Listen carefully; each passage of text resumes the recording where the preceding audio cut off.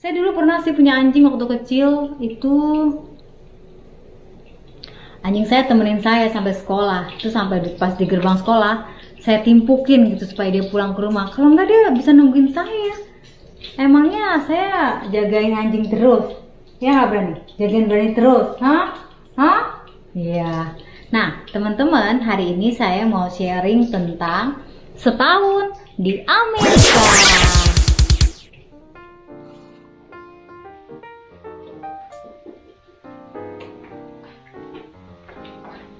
Nah, teman-teman, setelah setahun di Amerika ya, saya tuh ya jadi lebih cuek, alias jadi lebih nggak tahu malu gitu loh. Jadi saya tuh jadi nggak peduli orang ngomong apa, lu mau ngomong apa, gue nggak peduli. Yang penting apa yang kita lakukan benar di mata Tuhan.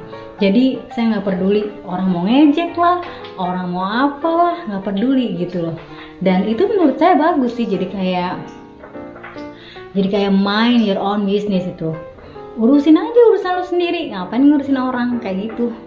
Jadi sebenarnya jadi asik sih, bukan berarti jadi kayak lu gue gitu, nggak mengasihi, bukan begitu. Di sini sih mengasihi sih. Kalau misalnya kayak pandemik gitu yang lalu ya, kita buka banyak sumbangan, terus ada food bank gitu.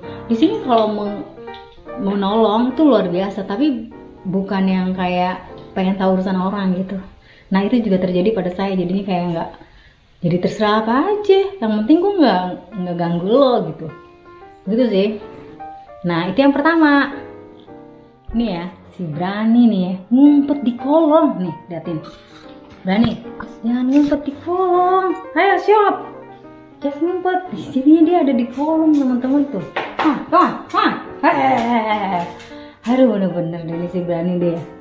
Nah yang kedua teman-teman, saya tuh jadi lebih gede. Badannya jadi lebih gede. Saya dulu ya waktu di Jakarta ya, saya tuh kecil banget, kurus gitu ya. Tapi setelah di Amerika saya jadi gede banget, jadi babon, tau nggak? Dulu lengan saya jadi gede banget, padahal dulu kecil loh. Ya ampun, lengan saya tuh dulu paling kecil di seluruh keluarga. Sekarang mungkin jadi paling gede gitu ya.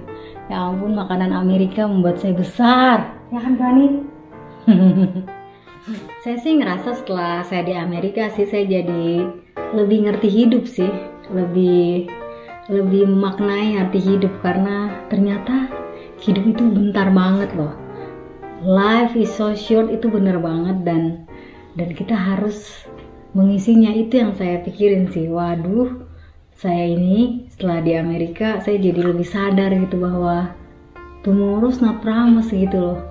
Di sini ya setiap berapa menit gitu ya terjadi kayak penembakan gitu ya. Bukan berarti di sini bahaya sih, enggak, cuman kayaknya saya lagi mikir-mikir, wah saya jadi ngerasa hidup tuh memang perlu digunakan dengan sebaik-baiknya, melakukan hal-hal yang baik yang berguna, seperti itu sih. Nah teman-teman, saya juga sadar gitu kalau setelah di Amerika saya sadar bahwa usia 40 itu ternyata nggak tua loh.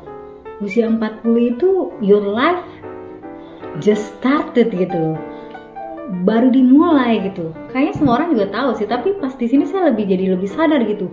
Saya punya temen ya, usianya tuh udah kayak hampir 90 gitu, tapi dia tuh masih nyetir gitu loh. Terus ya anak teman saya ini ya, berani ya, anak-anaknya itu ya usianya 60 tahunan gitu, itu kayak 40 tahunan gitu. Jadi saya ngerasa kok teman-teman saya yang di Jakarta gitu yang usianya 40 tahun, kayaknya beberapa sih, nggak semua, kayaknya hidup akan berakhir gitu ya.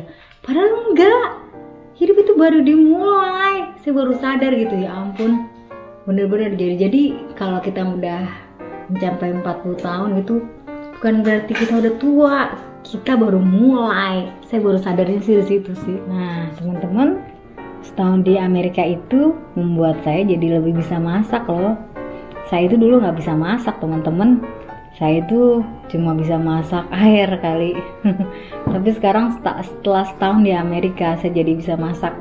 Mungkin karena saya ibu rumah tangga kali ya. Jadi saya jadi belajar gitu, belajar masak. Ya beruntungnya saya dulu guru, jadi saya suka belajar gitu, saya juga suka baca buku, jadi saya belajarlah resep-resep baru. Nah sesekali ada orderan gitu ya, orderan kue, saya suka jual kue sama teman-teman kantor suami. Jadi ya itulah perbedaannya. Setahun di Amerika merubah banyak hal dalam hidup saya. Setahun di Amerika juga membuat badan saya jadi kuat. Saya kuat kalau panas banget, saya kuat juga kalau dingin banget. Jadi ya setahun di Amerika membuat badan saya, daya tahan tubuh saya menjadi kuat. Yang pasti setahun di Amerika buat saya jadi lebih jago ngomong Inggrisnya. Walaupun saya nggak yang jago-jago banget sih, tapi saya ngerasa saya lebih ngerti sih.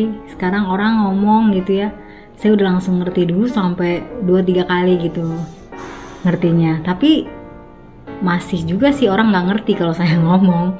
Saya sih udah ngerti dia ngomong apa gitu ya, tapi dia yang nggak ngerti kalau saya ngomong. Lucu ya, kadang-kadang gitu. Jadi ya saya harus belajar lagi, berlatih lagi how to pronounce, bagaimana mengucapkannya dengan benar supaya orang yang dengar saya ngomong nggak bingung gitu. Jadi nah yang pasti setahun di Amerika ini membuat saya jadi lebih bijaksana sih, karena setahun ini banyak suka dan duka yang terjadi di dalam hidup saya dan keluarga, dan itu membuat saya berpikir bahwa hidup ini harus lebih berarti lagi buat sesama. Nah itulah yang terus saya pikirkan bagaimana caranya, karena itu adalah sejatinya tujuan hidup kita, bagaimana kita bisa bermakna buat orang lain. Ya gak sih? Oke, sampai di vlog selanjutnya. Bye!